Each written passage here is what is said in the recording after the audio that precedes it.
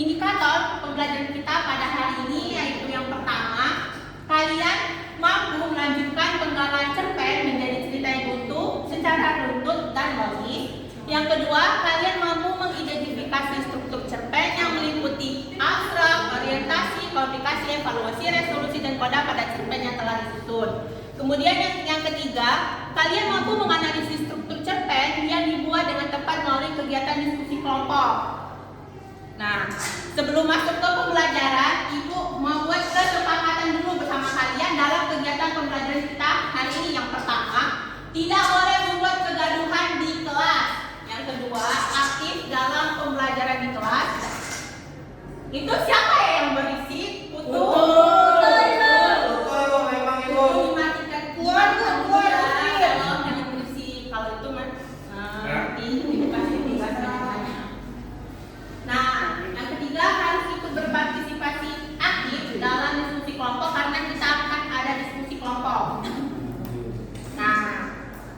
Sebelum masuk ke pembelajaran yang lebih jauh tentang tes cerpen, Ibu tanya dulu, apakah kalian masih ingat minggu kemarin kita membahas tentang apa? Ya, Ibu? Jadi Ibu ingat saya masih Ibu. Jadi minggu lalu itu membahas tentang unsur intrinsik dan ekstrinsik serta strukturnya. Jadi strukturnya itu ada abstrak, orientasi, komunikasi, evaluasi, resolusi, dan koda.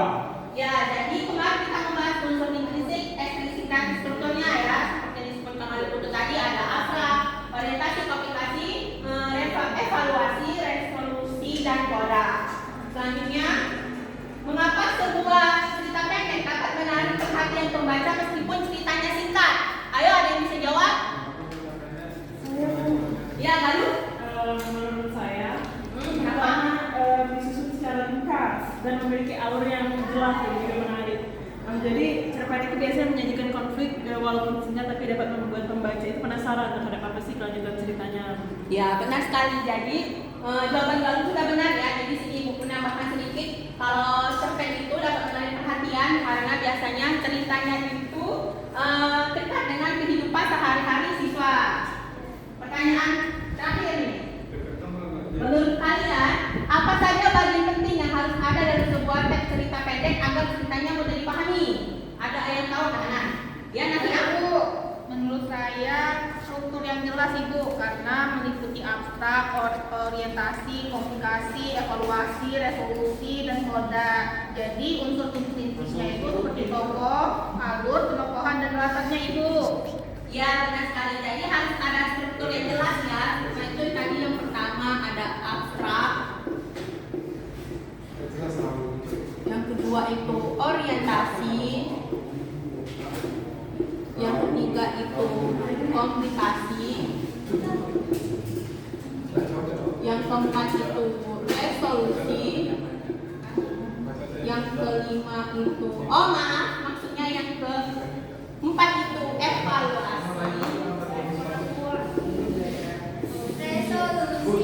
Resolusi dan koda.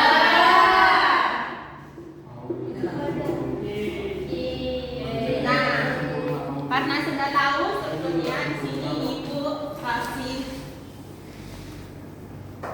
Nah, bukan ya, kita juga unsur intrinsik yang sudah disebutkan tadi oleh Putu ya. Kalau minggu kemarin itu bahas unsur intrinsik ya seperti itu.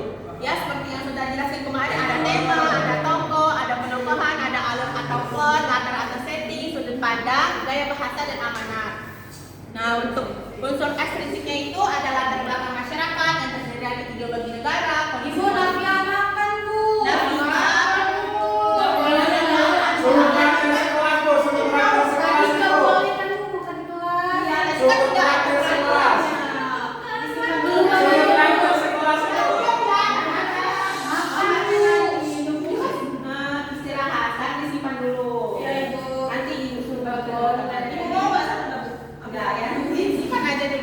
Jangan biar disimpan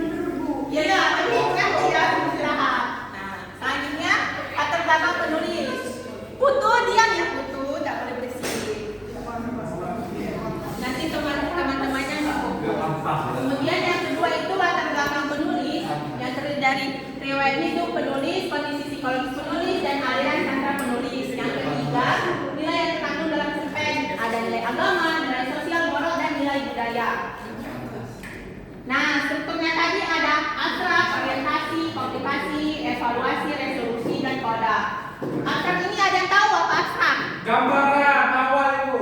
Ya benar. Jadi gambaran awal di sebuah cerita. Nah, orientasi ini pengenalan latar dan tokoh, komplikasi itu munculnya konflik, evaluasi puncak permasalahan dari konflik, kemudian resolusi itu penyelesaian dalam konflik, dan yang terakhir koda ialah pesan moralnya. Nah, di sini Ibu ada contoh teks cerpen. Ibu minta tolong Nak Aulia untuk membacakan contoh teks cerpen ini. Baiklah Ibu, jadi menunggu hasil yang baik. Cerita ini mengisahkan seseorang siswa yang belajar tentang arti kesabaran. Ia harus menghadapi berbagai kesulitan sebelum akhirnya mendapatkan hasil yang baik. Meskipun merasa lelah dan hampir menyerah, ia tetap berusaha dengan tekun.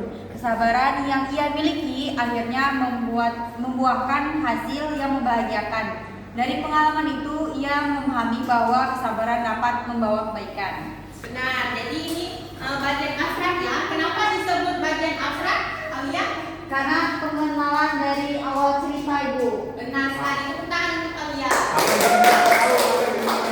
Abstrak caranya seperti yang Aulia jelaskan tadi, berisi gambaran awal dan cerita. Selanjutnya ada orientasi. Ini ada kan Bu? Oh, ini dia. Oh, boleh silakan. Sudah pantas. Rehat.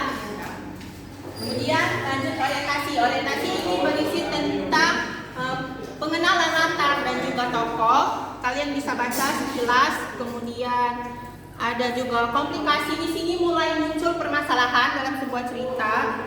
Kemudian ada evaluasi. Evaluasi di sini masalahnya mulai memuncak. Kemudian resolusi ialah solusi dari permasalahan yang terjadi dalam sebuah cerita. Dan yang terakhir koda ialah pesan moral yang bisa kita ambil dari sebuah cerita. Nah, di sini Ibu akan membagi kalian menjadi beberapa kelompok, membagi kalian ke dalam beberapa kelompok. Ada 4 kelompok. Diam ya. Satu kelompok itu terdiri dari 3 sampai 4 orang. Jadi Ibu bagi dulu ya kelompoknya.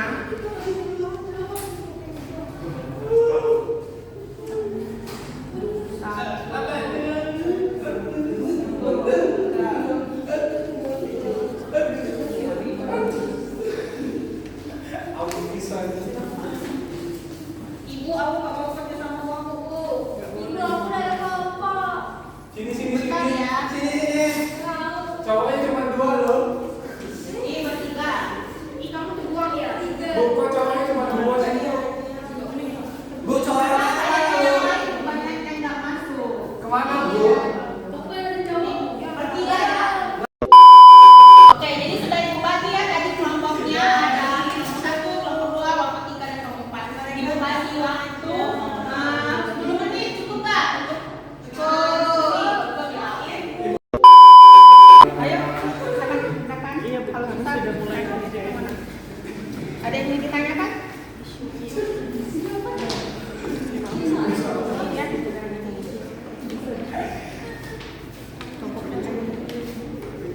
Nggak mau ada cowok-cowok gitu. Ini kan yang pada soal kan melanjutkan kembali teks cerita pendek menjadi sebuah cerita. Nah itu bebas ya Bu, asalkan masih Asalkan masih berkaitan ya. Nanti kita buat konfliknya terserah kita ya Bu. Ya terserah, yang penting pakai unsur struktur yang tadi ya. Iya Bu. Makasih Bu. Iya, ini ada yang ditanyakan? Saya ada foto sama Iya, ada ya. Iya. Iya, oke. Yang belakang ini mana? Ada yang Ini ditanyakan? udah semua.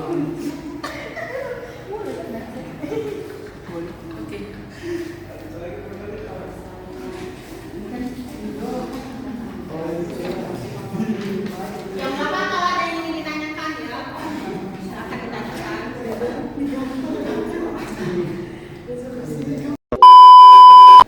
Oke, sudah 10 menit ya, sudah selesai semua diskusi. Oke, silakan berapa dulu yang mau maju? Tiga. Satu dulu ya, karena urutan jawabnya. Ayo maju. Ini dibagi semua atau secara singkat saja? Iya, saja boleh. Yang Baik, kami dari kelompok 1 akan mempresentasikan jawaban kami. Jadi untuk Jadi untuk penggalan cerpen yang abstrak itu pada paragraf yang berisi Nina adalah siswa kelas 11 yang cukup rajin tetapi sering kesulitan dalam pelajaran matematika dan seterusnya. Lalu orientasinya itu pada saat guru matematika membagikan lembar hasil ujian dan kalimat seterusnya. Lanjutnya komplikasi dan evaluasi. Komplikasi, Nina kembali memeriksa lembar jawabannya dengan teliti. Ia mulai berpikir untuk diam saja agar nilainya tetap tinggi. Nah, evaluasi, sepulang sekolah, Nina masih memikirkan hal tersebut. Ia merasa nilai itu bukan hasil dari usahanya yang sebenarnya. Resolusi, keesokan harinya, Nina menemui guru matematika di ruang guru. Ia menjelaskan bahwa ada kesalahan dalam penilaian ujian matematika miliknya.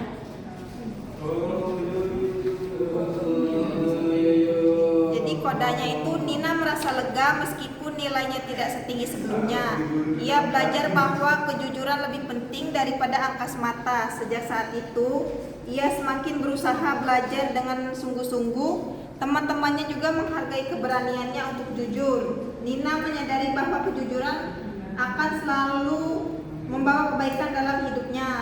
Jadi setelah keduanya itu, pada paragraf 1 itu abstrak, paragraf 2 orientasi, paragraf 3 komplikasi, paragraf 4 evaluasi, paragraf 5 resolusi, dan paragraf 6 atau yang terakhir itu kode atau pesan moralnya, Ibu.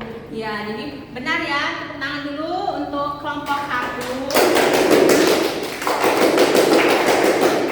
Tapi tunggu dulu, Ibu mau tanya, ini alurnya alur apa yang kalian dipakai? Alur maju. Kenapa pakai alur maju? Maju cantik ibu. Karena cerita ini lebih runtut, jadi itu diawali dari awal lalu mengikuti kejadian-kejadian. Nah, biar pembaca ini ya mengikuti alurnya mudah. Oke, baik. Untuk kelompok 1 silakan dulu, boleh duduk. Terima kasih sudah memperkenalkan. Di sini Ibu ingin minta satu kelompok lagi. Tiga. Ya, kelompok 3 silakan maju ke depan. 4 Ibu. Ya. Kelompok 4 nanti minggu depan. Wih. Depan dong. Tahan ibu tekan sih. Baiklah Ibu, izin Iya, memaparkan silakan. materi dari kelompok 2 mengenai penggalan cerpen yang kedua dari kelompok 3. Nah, ini ada 2 soal. Yang pertama melanjutkan penggalan teks cerita pendek, dan yang kedua melanjutkan dan menyusun teks cerita pendek tersebut. Nah, pada lanjutan dari penggalan cerita cerpen yang kedua itu ada abstrak, yaitu Rido adalah siswa kelas 9 yang setiap hari berangkat ke sekolah dengan sepeda. Ia dikenal sebagai anak yang sederhana dan tidak banyak bicara. Suatu pagi ia melihat temannya mengalami kesulitan di jalan.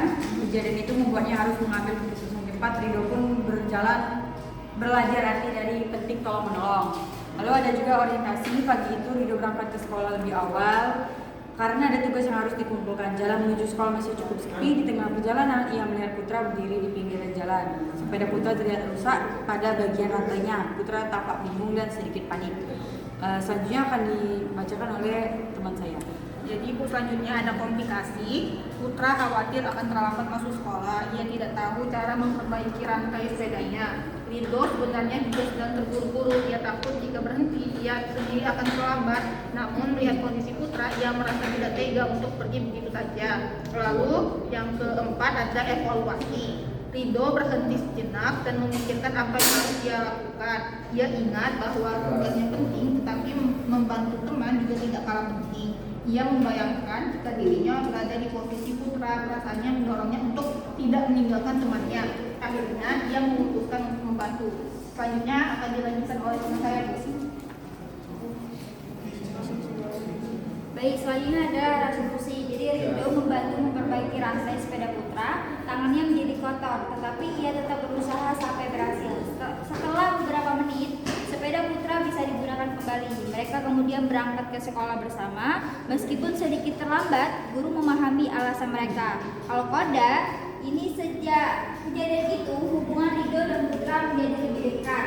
Rido merasa senang bisa membantu temannya. Ia sadar bahwa menolong orang lain tidak akan merugikan dirinya. Teman-temannya juga mulai meniru sikapnya. Rido belajar bahwa kalau menolong membuat hidup terasa lebih ringan. Ibu, untuk soal nomor 2 itu yang setelah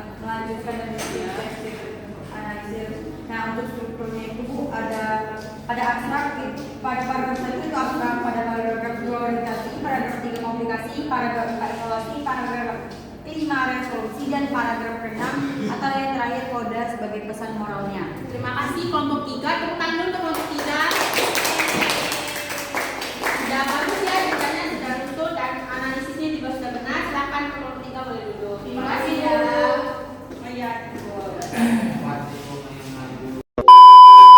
Oke, jadi sudah perwakilan kelompok 1 dan kelompok 3 mempresentasikan hasil diskusinya. Sudah bagus ceritanya ya, sudah lengkap semuanya juga.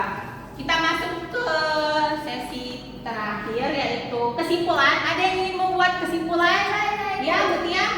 Jadi cerpen hari ini tadi mempelajari tentang cerpen itu terbentuk dari 6, yaitu 6 strukturnya. Pertama ada abstrak, orientasi, komplikasi, evaluasi, terus ada resolusi dan koda, Ibu. Melalui 6 struktur ini juga sebuah cerita pendek ini dapat menjadi lebih lengkap, lebih detail, lebih terstruktur lagi. Ya, baik, terima kasih Mutia. Tepuk tangan untuk Mutia. Kesimpulan pelajaran kita pada hari ini ialah cerpen adalah karya sastra yang memiliki struktur pembentuk di dalamnya yaitu abstrak, orientasi, komplikasi, evaluasi, resolusi, dan koda. Dengan memahami struktur tersebut, kita dapat lebih mudah menganalisis isi cerita serta menyusun cerpen secara runtut dan logis. Cerpen juga memberikan kita pesan moral yang terkandung di dalamnya dan melalui cerpen kita dapat mengembangkan kemampuan berpikir kritis serta kreativitas kita dalam menulis. Jadi, cerpen ini hampir mirip-mirip ya dengan teks cerita narasi karena strukturnya juga ada orientasi, ada komplikasinya, ada resolusinya, dan juga unsurnya juga ada unsur intrinsik dan ada unsur ekstrinsipnya. Nah, jadi tujuan kita mempelajari ini untuk menambah pemikiran, ya wawasan, menambah pemikiran kritis dan kreatif kalian.